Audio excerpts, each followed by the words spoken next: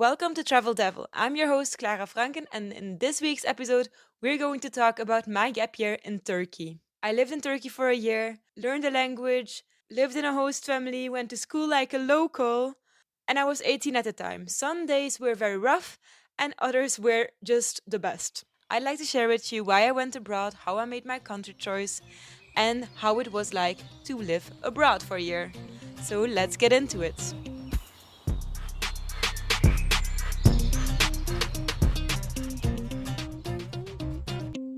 So, before explaining how it was to be in Turkey and to live abroad, I want to give you a little bit of a background information for you to understand why I went abroad and how I chose Turkey as a country.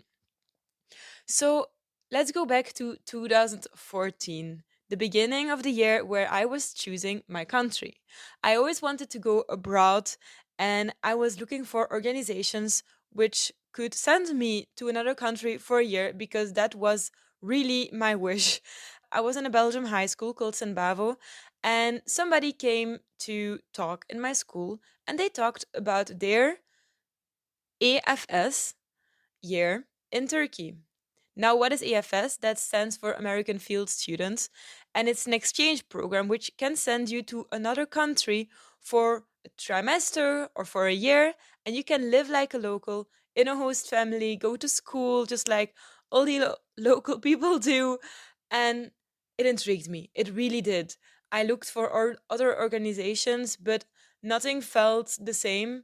And I wanted to go with AFS. It seemed like the perfect match for me. And I started looking up things with my parents, of course, because I was still just 18 at the time. So before choosing my exchange destination, the organization EFS told us that we should go on camp. This was like a little weekend camp, really easy and chill. And I was like, okay, that sounds great. And it's important for them to know if I'm a match and to me to know if, well, if this is really what I want to do. Go abroad for 1 year and yeah, experience multiple difficulties as well over there. And that's what they're preparing you for. They're preparing you to see if you are ready to go abroad, if you can adapt to situations, how your language skills are, not if you know a language, but if you are able to express yourself without knowing the language, which is a whole other thing. And I loved this camp. I mean, this camp was an eye opener for me. I thank AFS for that because it was the best thing I did. And then at the end of this camp, we were able to choose a country. To give you a little story about this camp as well, for example, the first thing we did when we arrived at this camp, we all arrived with our luggage. The people downstairs, they told us, okay, you put all your luggage away. You take 2 kilos out, what you think is about 2 kilos. You go with us. We put it on a weight. We are going to check the weight of your 2 kilos. And that's the only thing you will be able to use for this weekend. So everyone was like talking and we were stressed out because we just arrived, literally didn't know anybody yet. Everyone came alone and we were already obliged to do some things which we were not prepared to do. We did that, got over it, went to the next room, and just directly flew into the world of an exchange student. We had to go through different rooms to get to our sleeping dormitory part. And in these different rooms, we had different tasks. We had to explain a sentence to people who were sitting in the room pretending not to know our language. And so we had to explain this with our hands and our feet. And oh my God, it sounds so complex, but it was the best. I want to go on a weekend again, okay? I wanted to do this again. And after this weekend, they told us, okay, let's all sit, let's write a letter to our future self in 1 year, and let's see where we will be standing at that time. And they kept all the letters and they gave it back to us 1 year later. And another thing we did at the end of this camp was, of course, choosing the country. My organization told me that we needed to choose three countries at least. And there was no order in my top three whatsoever. I could choose 10 countries, I could give a blank as well. Um, but I thought about it and I was like, okay, I don't want to go too far away. I'm vegetarian. I don't want to go to some countries because of that reason as well. And maybe it would also be nice to be able to keep in touch with the people. So I chose Sweden, Iceland, and Turkey. And I was really going for Iceland. I wanted to go to Iceland for such a long time. I've been a horse freak since forever, and I love the horses over there. So Iceland was my number one, but of course, there's no choice in there. Fast forward, I go back home. Couple of weeks later, I get a letter, and my country of choice was Turkey.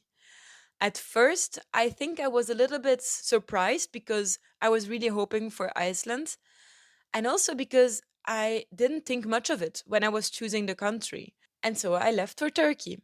Fast forward, I graduate from high school and I leave for Turkey for 1 year, a gap year. Before starting university or doing anything else, this is my year to shine, my year to learn Turkish, my year to live abroad, to live in a host family, to do the whole experience. And I knew a little bit of information about my host family ahead of time. I got some pictures, was able to chat with them via email, I think. And then I went to Turkey. They came pick me up at the airport. My host sister was able to speak English, the other family members not so much. But of course, there's Google Translate. We don't live in the Middle Ages anymore. And there's always my hands and feet and my facial expression, which I can use to express myself as well. We don't need any language to express ourselves, actually. Anyway, so I had a host family. Besides that, I went to school. So I went to school. I was not in the last grade, but in the year before the last grade, which was the 11th grade in Turkey. Because the last grade was studying hard for a state exam, they wouldn't be able to really connect with me so much because I wouldn't be able to make as many friends as I would want because they don't have so much free time. That's why they sent me to the 11th grade. Of course, the people were a bit younger than me. Most people were about 1.5 years younger than me, but that really didn't matter. I made so many great friends and I was able to learn the Turkish language just because I was sitting there listening to Turkish every day, morning till the evening, at home, at school. People who didn't know English became my friends at the end of the year because I was able to learn their language. And man, it opened my eyes. Like, I can only talk positive about this whole situation. And it wasn't only just nice to be abroad, it was also eye opening. I feel like I didn't know how much my family cared for me until when I came back and I realized how great of a family I have. Not that the families in Turkey weren't great either, but it was just very impressive to see how lucky I am, and comparing it to other exchange students as well. It was very eye opening. And so another thing that really changed before Turkey, I was not going to be friends with you if you're a smoker. Like, if you are smoking, you would not be my friend. Like, that was so hard. I was really hard. But in Turkey, okay, maybe you know the saying. In Belgium, we do have the saying "smoking like a Turk." I don't know if you say this in English, but I can confirm that a lot of Turkish people smoke, and so it was impossible to be so selective in friends because almost all of my friends would be smokers as well. I wouldn't want to change it for anything in the world. Like, there's a stereotype about people saying, "Oh, this exchange year changed my life," and I I can kind of agree because it doesn't even matter. Like, you don't have to go to Turkey. You go anywhere in the world for 1 year, and of course it will open your eyes. Of course you will realize what you have or you don't have in your own country. You will feel more grateful in many cases. Saying all that, I want to answer your questions now.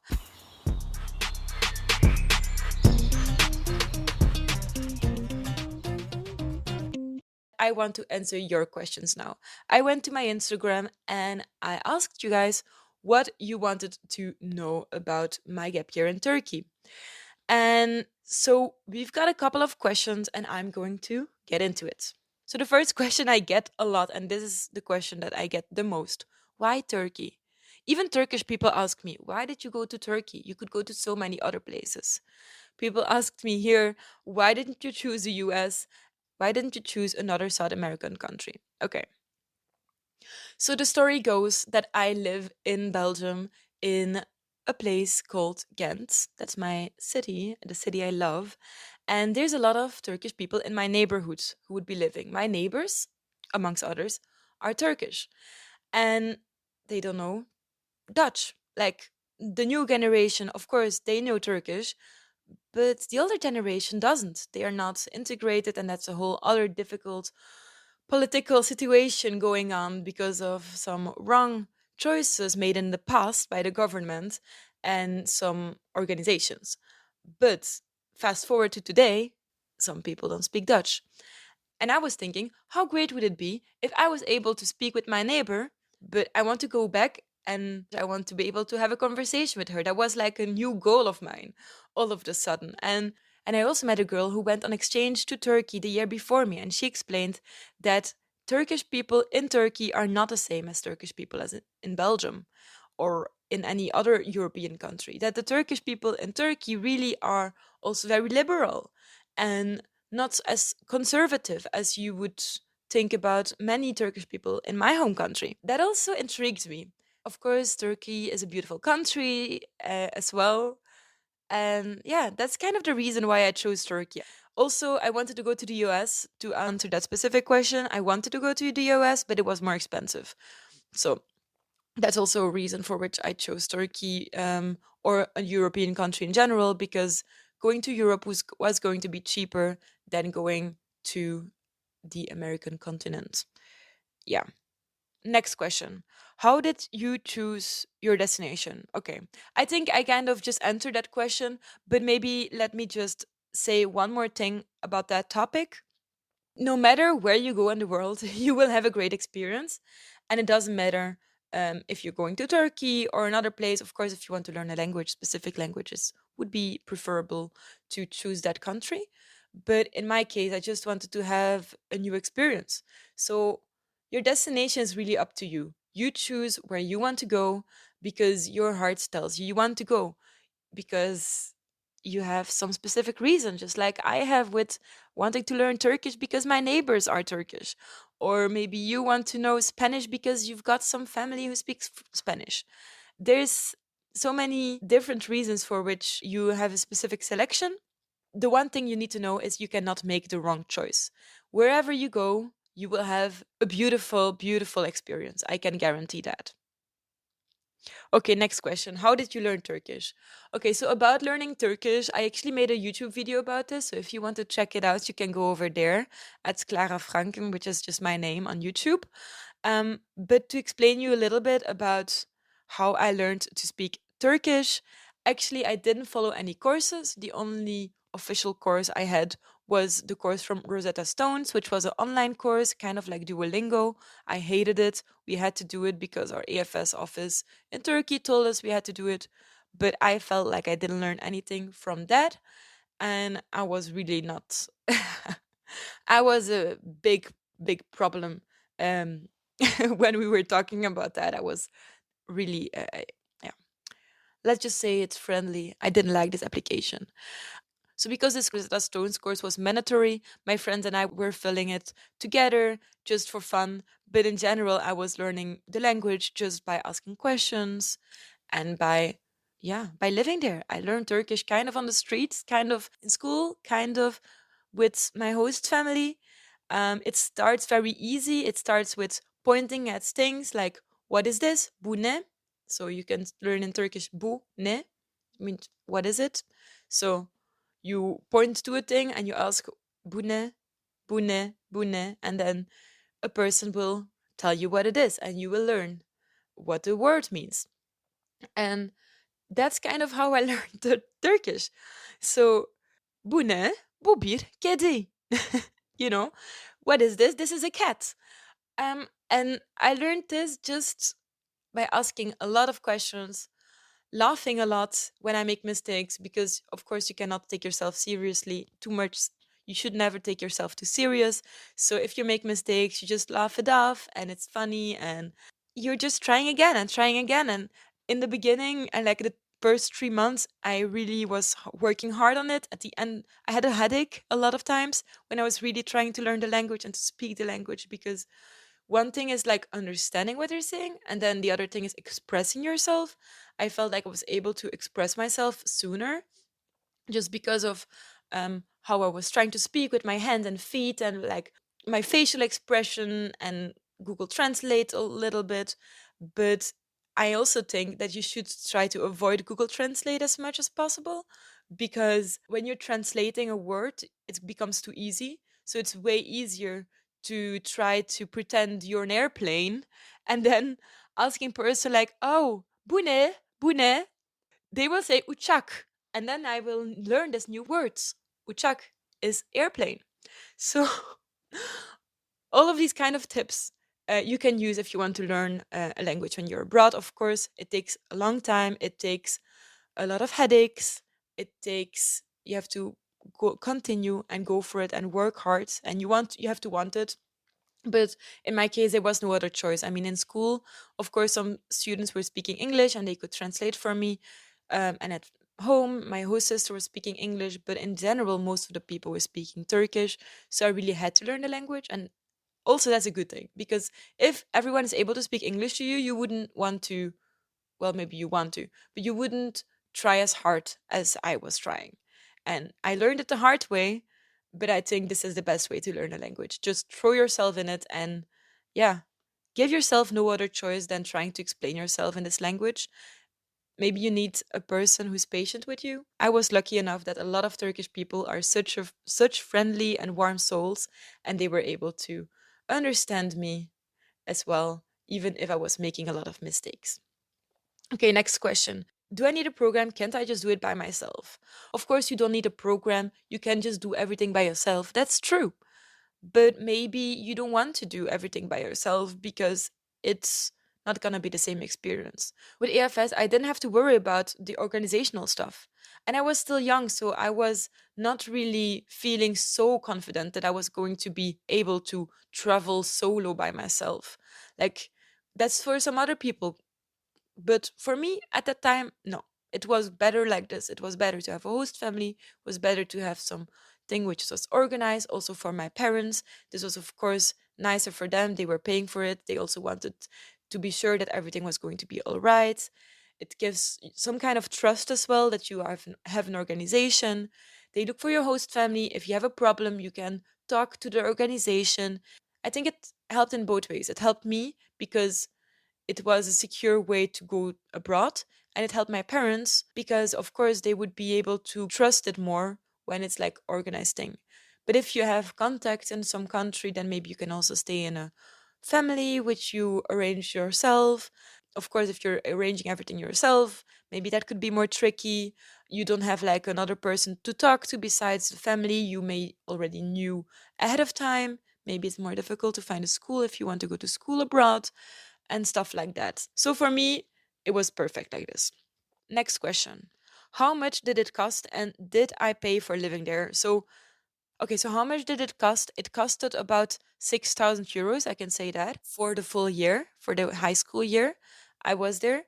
And I don't think my host family saw any money of it because the AFS regulations don't pay the host families. They actually, you pay the organization and they take care of the organizational stuff, and the host families are voluntarily taking care of you. And that's the great thing about this, because they're not doing this for money. You're not doing this, you're not staying at a host family because they need money. You're staying at a host family because they want to host you. They want to meet a foreign person. They are intrigued by this idea and they want to get to know you, and they want to open their house for half a year, for a trimester, for a year, to you, a new person they don't know beforehand. And that's a magical thing to do, and that's really really beautiful.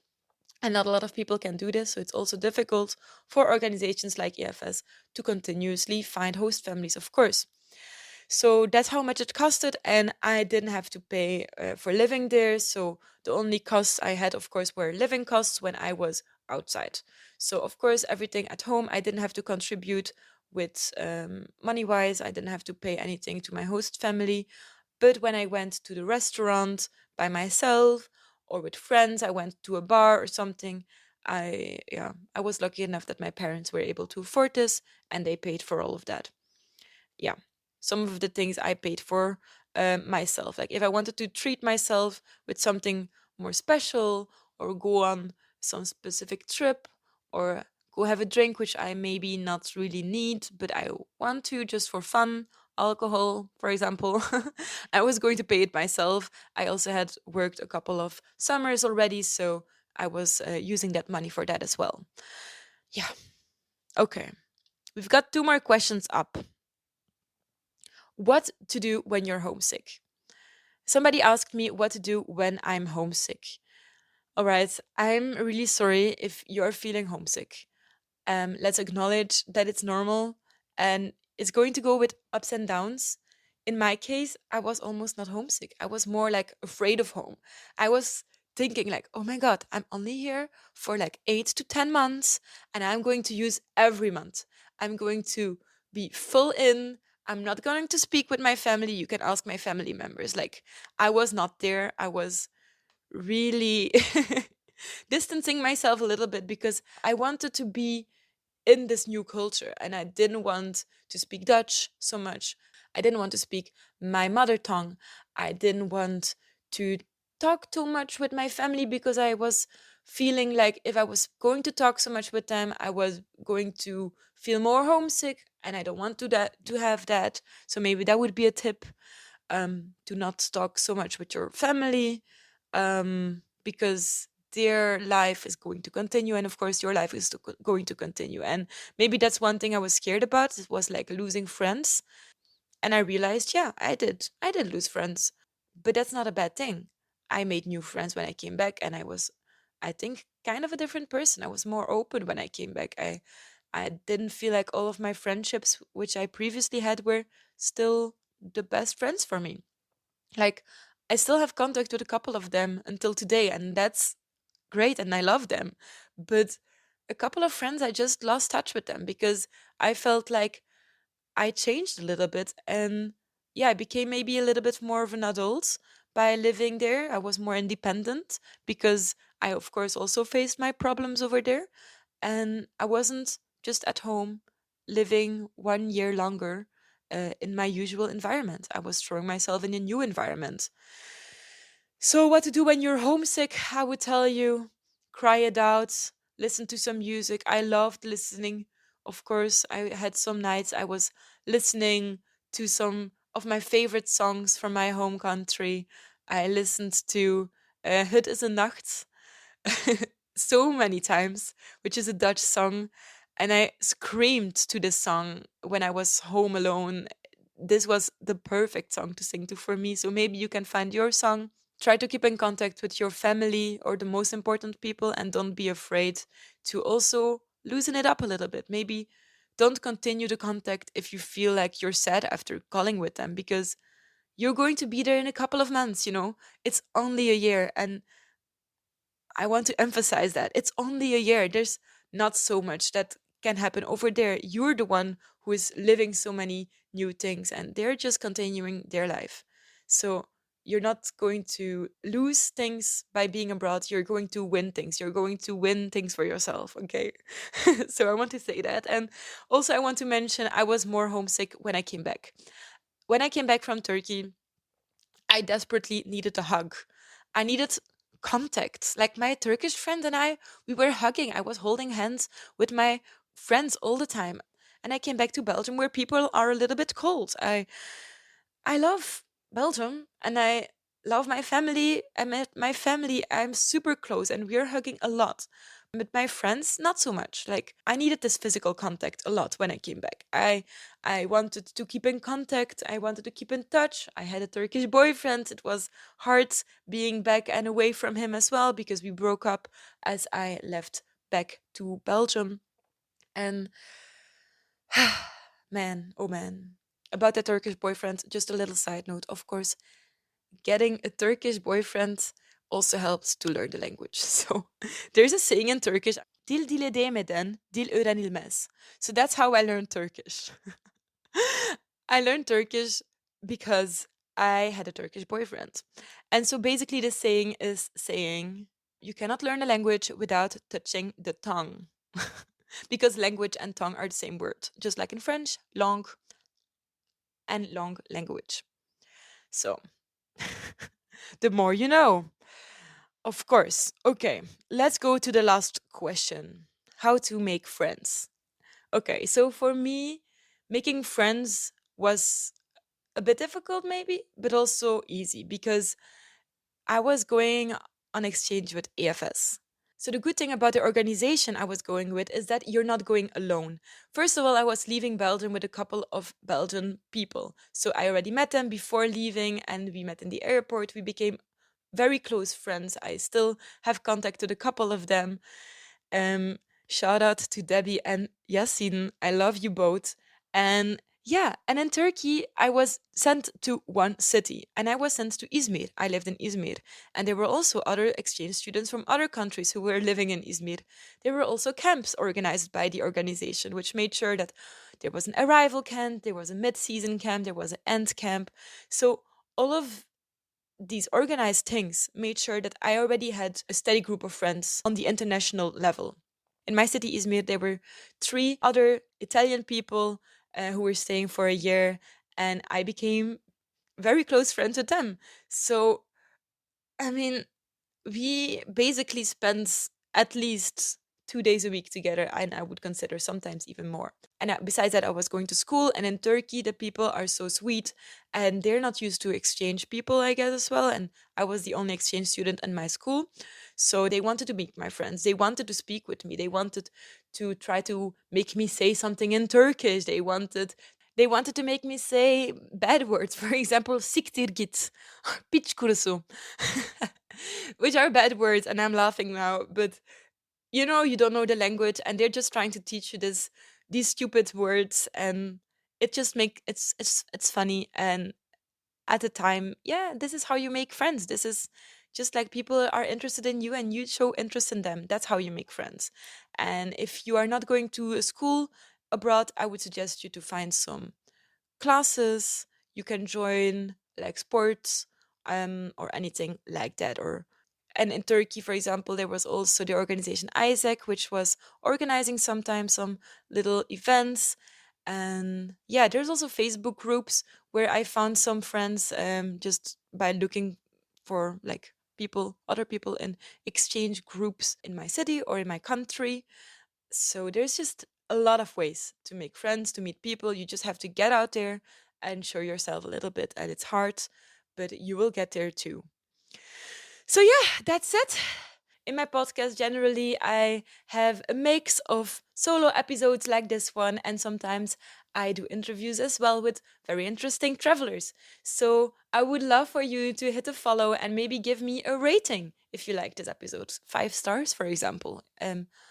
Just to give you an idea. And yeah, if you have questions concerning my gap year or a gap year in general, living in Turkey, just jump in my DMs, okay? I would love to answer your questions over there as well. And maybe if a lot of people are asking this same questions, I can make a new episode about this topic. And if you want to learn Turkish or want to know a little bit more about that, you can head over to my YouTube channel. I have a couple of videos about language learning in general, since I know 5 languages. And I made a couple of videos about how I learned Turkish and how I learned German. So maybe you can find some inspiration over there as well. This was Travel Devil, brought to you by me, your host, Clara Francken. Thank you so much for listening. If you want to continue the conversation or suggest any future guests, you can go to my Instagram @Clara Francken. Take care, and I will see you next Thursday.